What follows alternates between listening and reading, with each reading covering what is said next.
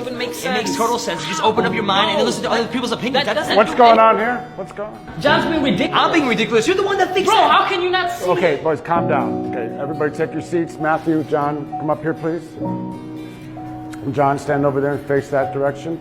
Matthew, come over here and just do the opposite. Thank you.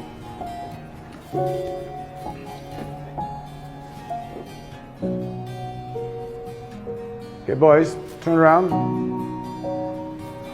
And John, what color is the ball? Ball's white. Seriously? Bro, you just like making things difficult? Well, what color do you say the ball is? Black. The ball is black, clearly. I don't know what you see, Robert, but the ball is white. Without looking at the ball, I want you to both switch places. Okay, both of you, please turn around. And what color is the ball now? Okay, please have a seat. Throughout our lives, we believe many things, and we hold dear what we think is right and true. But at times there'll be others who disagree with us. What we believe to be 100% right, they believe the opposite just as strongly. Well, how can that be? Can't they see?